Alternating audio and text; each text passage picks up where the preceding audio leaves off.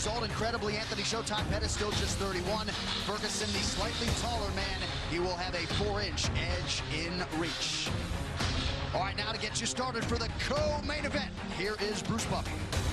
Ladies and gentlemen, this is the co-main event of the evening. Sponsored by Motel 6. When you're ready to tap out, book online at motel6.com. We'll leave the light on for you. And Nemerov, bold character since 1972. And now, this fight is 3 rounds in the UFC lightweight division. Introducing first, fighting out of the blue corner, a mixed martial artist holding a professional record, 21 wins, 7 losses. He stands 5 feet 10 inches tall, weighing in at 156 pounds. Fighting out of Milwaukee, Wisconsin, presenting the former WEC lightweight champion and the former UFC lightweight champion, presenting the number 8 ranked lightweight contender in the world, Anthony Showtime Pettis. And now introducing his opponent, fighting out of the red corner, a freestyle fighter holding a professional record, 24 wins, 3 losses. He stands 5 feet 11 inches tall, weighing in at 155 pounds. Fighting out of Orange County, California, presenting the former interim UFC lightweight champion and the number 2 ranked lightweight contender in the world, Tony El Kakui Ferguson.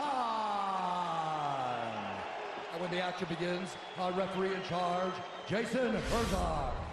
Jason Herzog, our referee. Brittany Palmer, thank you very much. Ready to go here, round 1 of 3 in this co-main event, to be followed by Khabib Nurmagomedov and Conor McGregor. Tony Ferguson back on that UFC canvas for the first time in about a year, taking on Showtime Pettis. Tonight's Fight Clock brought to you by Modelo Especial, brewed with a fighting spirit since 1925.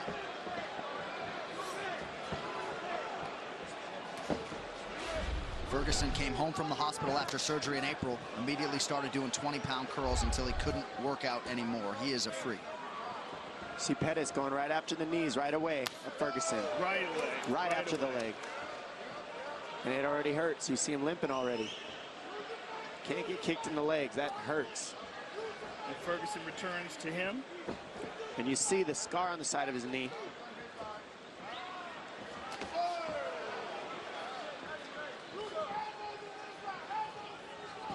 Pettis going right after that mid leg. Yeah, it seems like Ferguson's limping a little bit on that leg. It looks like it hurts. He just got kicked in it very hard. Well, you got to realize when you're talking about 6 months from a catastrophic knee surgery like that, I mean, completely detached from the bone, massive scar, you got to wonder if it's 100%.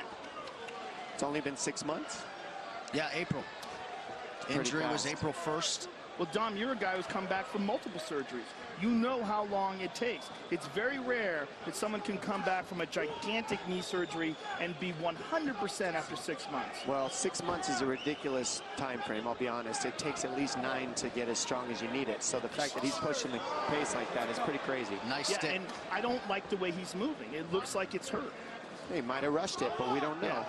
We don't know that with Ferguson. Right, it could have been the kicks that Pettis landed. Because he looks good now. Or it could be that it's hurt. The biggest thing Ferguson said he wanted to do was utilize his jab in this fight. That was going to be the biggest problem for Pettis. And what's cool about it is he switches and he's got a really good southpaw jab and a really good conventional jab. Oh, he can absolutely fight from anywhere. The question is, did he give himself enough time to recover from the surgery? And he did no physical therapy. He took his recovery into his own hands, none. I don't know what to say about any of that. I honestly have no words for that. Don't shoot the messenger. He's crazy. I'm not shocked. Yeah. But, I mean, he's brilliant in that regard. Correct.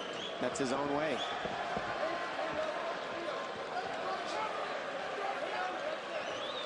The Pettis camp felt like they picked up a lot of things on tape of Ferguson being a hittable guy. Tony said, watch all the film you want. I'll pick him apart on the feet. So we have hit the midpoint of round 1. Blocked it all, though. And nothing landed. Well, he spends a lot of time working on the Wing Chun dummy. He does that. Yeah. I mean, he does a lot of really unorthodox stuff in terms of mixed martial arts. Your friend Eddie Bravo talks about him training for 6 hours straight. I mean, it's absurd. Well, Eddie's trained with a lot of guys. He said he's never seen anyone with the kind of endurance that Tony has. I know you hit that elliptical for 2 hours the other day.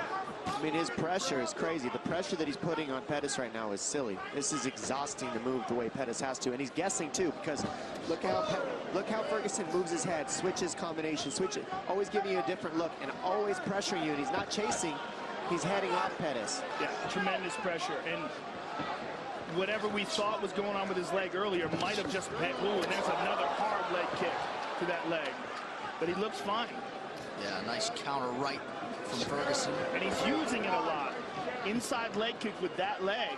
He's landed several to Pettis' left leg. Tremendous pressure, though. Look at him. Pettis doing a good job seeing everything. The only thing that worries me is moving back this much is exhausting if you're Pettis. That pressure is just ridiculous. And he's got to clinch him or do something to deal with the pressure. Go to the body of Ferguson, fake a shot, throw uppercut, throw knee, something. Because right now Ferguson is just on it. All over him.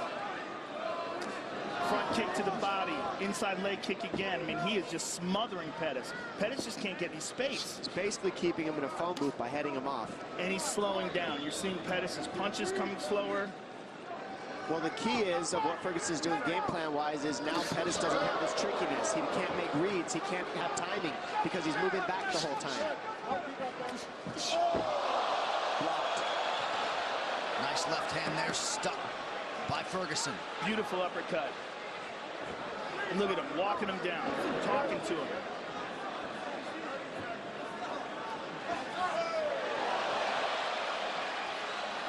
Beautiful jab there by Ferguson, former two-time All-American wrestler at Grand Valley State University as a wrestler. Again, inside leg kick twice. And just does not get tired. It's one of the craziest things about this guy. I think, sorry, Joe, go ahead. Just as mentally tough as it comes, and he draws such strength from that. Couple big right hands from Ferguson. Pettis shakes him off, but a strong close to round one for El Cucuy. What a round. Good, breathe. Okay, good round. Here's what I need you to do, though, okay? Breathe. Get some water in you, okay? Drink. There you go. Big mouth. All right, so listen to me.